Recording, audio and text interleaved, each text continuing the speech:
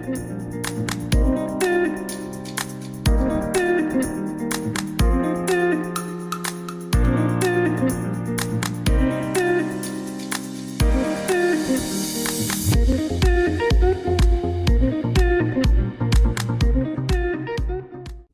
et bienvenue dans un tout nouvel épisode de Business Stories. Aujourd'hui, on accueille Andy Quadrado qui a ouvert la société Manava Conciergerie.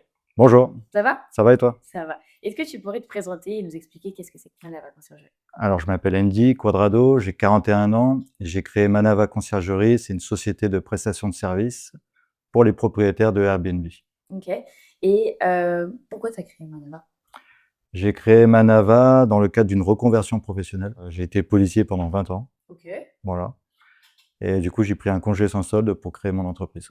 Et pourquoi l'immobilier? Ouais, j'avais une petite expérience en fait où j'ai eu une séparation un peu compliquée avec mon ex-femme. Je me suis retrouvé tout seul à devoir payer les traites de la maison. Et j'ai cherché une solution pour payer mon crédit. Et puis j'ai vu un jour une annonce sur Airbnb. Ok. Et j'ai vu que la maison de Sophie, en particulier, qui se trouvait à Couvray, louait sa maison 250 € la nuit. Et du coup, ça fait tilt dans ma tête et je me suis dit, ben, je vais me lancer là-dedans. J'ai aménagé ma maison en fonction et puis j'ai mis en location et puis ça a fonctionné. Donc tu t'es lancé dans la conciergerie, mais est-ce que tu peux nous expliquer de quoi tu t'occupes? Alors, je m'occupe de tout, c'est-à-dire que je propose aux propriétaires un service clé en main. Donc, le propriétaire me remet les clés du logement une fois qu'il est prêt, une fois qu'il est propre et décoré. Et nous, on s'occupe de la création de l'annonce. On fait venir un photographe professionnel pour mettre en valeur le bien. On s'occupe du money management. On s'occupe des entrées et sorties des voyageurs. Donc, ça veut dire l'état des lieux. On s'occupe du ménage, du linge de lit et des produits de réapprovisionnement. Donc, l'idée, c'est que le propriétaire n'ait rien à faire. Et nous, on s'occupe de tout. On essaie d'optimiser au maximum la rentabilité de son bien, tout en faisant attention, justement, au retour des états des lieux, s'il n'y a rien d'abîmé ou s'il y a des petites réparations à faire régulièrement ou pas. Et tu t'occupes donc de la conciergerie, enfin de ces logements, que en Seine-et-Marne ou un peu partout? Alors, l'entreprise a été créée en juillet dernier. On a commencé l'activité en novembre. Donc, l'idée, c'est de se développer sur le secteur de l'agglomération du Val d'Europe. Et par la suite, pourquoi pas se diriger vers Paris ou d'autres agglomérations françaises. Bah, je te l'espère. Bah, j'espère aussi. Est-ce que tu pourrais nous donner un peu le profil de tes propriétaires? Enfin, pourquoi on ferait appel à toi Ouais, plutôt? bien sûr. On a différents profils. On a le propriétaire qui a sa résidence principale, qui déménage et qui a l'idée de mettre son bien en location courte durée pour essayer d'avoir une rentabilité bien meilleure que la location longue durée. On a des propriétaires qui ont un logement secondaire dans le secteur, ils n'ont pas le temps de s'en occuper, donc ils délèguent ça à une conciergerie.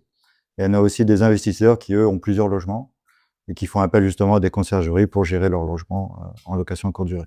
En fait, faire appel à une conciergerie ou même à toi, c'est plus pour se dire: «OK, bah, je mets ça un peu de côté, j'ai pas à m'en occuper, quelqu'un s'en occupe pour moi, c'est une charge en moins». Alors l'idée, c'est que la location courte durée, c'est très chronophage. Mmh. Il y a des entrées et des sorties régulières tous les 2-3 jours. Euh, la communication voyageur, ça demande beaucoup de temps. Faire le ménage, c'est infernal. Le linge de lit, vous allez nettoyer le linge, le repasser, le repositionner, c'est infernal. Tout ça, c'est très chronophage et c'est très usant. Donc, du coup, il est préférable de déléguer tout ça à une conciergerie. Donc toi, tu les accompagnes sur toute cette plateforme-là, donc soit de l'arrivée, enfin, de la recherche jusqu'au départ du voyageur Ouais. et donc tu es basé là sur le secteur de Val d'Europe qui est très touristique. Tu as à peu près combien de personnes, enfin combien de logements? Actuellement, j'ai une dizaine de logements. OK. J'en ai 4 en attente. Par exemple, demain, j'ai rendez-vous pour 3 logements. OK. Donc, c'est un peu aléatoire. Donc, moi, je fais de la publicité sur Google Ads. Mais là, c'est le bouche-à-oreille qui commence à faire parler. L'objectif pour Manava, c'est d'y aller progressivement. On ne veut pas prendre de logements trop d'un coup. On veut des logements de qualité. Ouais. Voilà, on a des objectifs plutôt normaux, c'est-à-dire qu'on va arriver à 20 logements pour cette année et 40 logements pour l'année prochaine. Donc, on veut une progression lente mais sûre, Ouais, et avec sans se casser la gueule parce ouais. que la problématique de quelques conciergeries qui sont sur le secteur, pardon, c'est qu'ils prennent trop de logements d'un coup et ils se retrouvent complètement débordés avec une organisation qui n'est pas adaptée et ils se cassent la figure. Donc, l'idée, c'est d'y aller vraiment progressivement. Ouais, de faire de la qualité avant de la C'est quantité, ça, ouais, c'est ça. Et surtout, pas accepter n'importe quel logement parce qu'il faut quand même un logement de qualité. Ça passe par un logement propre, bien décoré, bien équipé. Si on n'a pas ces éléments-là, quand on fait les photographies pour les annonces, bah, il y a pas d'impact et du coup, il y a pas de rentabilité. Et Donc comme le secteur ici est très touristique, tu dois avoir beaucoup de demandes et est-ce que tu te permets d'en refuser ou tu les acceptes toutes?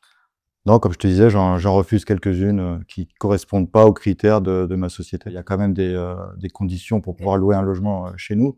Il faut une photo de profil, une pièce d'identité, reconnue sur les plateformes de Mmh. location, un commentaire également. Faut savoir que nous, en plus, il y a le service AirCover de Airbnb qui protège les voyageurs et les hôtes D'accord. en cas d'incident. Mais nous, on a décidé de rajouter une caution supplémentaire. Le jour d'arrivée des voyageurs, ils reçoivent une demande d'enregistrement de caution et donc on prélève la caution, c'est une empreinte bancaire et le jour de leur départ à l'état des lieux, on redonne la caution. D'accord. Ça permet un petit peu de sensibiliser les gens et de faire attention sur le logement. Et sur le secteur de la conciergerie, il y a eu une sacrée évolution, ces derniers temps. Comment tu le vois toi, cette évolution? Bah, à l'époque, en 2017, quand j'avais commencé la location, il y avait pas beaucoup de conciergeries. Aujourd'hui, il y en a énormément, ça a doublé, on est passé de 3 à 6 000, en quelques années, Ouais. sur toute la France, ouais. Il y a beaucoup de réglementations qui est en train de changer actuellement et je pense que c'est pour, se professionnaliser. Je cherche vraiment à structurer tout ça parce qu'encore une fois, on a des logements sur le secteur qui ne sont pas encore déclarés, en mairie et qui devraient être déclarés en mairie. Donc tout ça, je pense que l'avenir, la location courte durée, pardon, sera toujours présente, mais structurée et peut-être limitée en termes de nombre.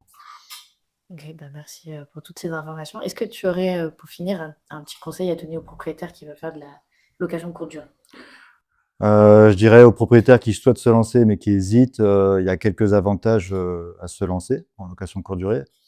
Par exemple, quand vous avez un bien que vous mettez en location longue durée, vous n'avez pas la possibilité de voir le logement régulièrement, c'est-à-dire l'état du logement. Vous mettez un locataire et puis, avec un peu de chance, ça se passe bien à l'état des lieux. La location courte durée, ça permet de voir régulièrement le logement, de le tenir à niveau, dans un niveau correct et l'avantage, c'est que vous pouvez arrêter quand vous voulez. C'est-à-dire que vous pouvez faire un essai de 6 mois, par exemple. Si ça vous correspond pas, bah, vous rebasculez en location longue durée. Mais l'idée, c'est quand même de faire 1 année parce que la location, saisonnière, c'est saisonnier, comme je viens de le dire. Janvier, février, c'est plus creux et à partir de mai, on commence à avoir des belles périodes jusqu'à septembre, octobre. Bah, merci en tout cas Andy, pour toutes ces Avec informations. plaisir. Vous l'aurez compris, si vous avez besoin de quelqu'un pour vous aider avec la location courte durée, faites appel à madame la conciergerie. Merci.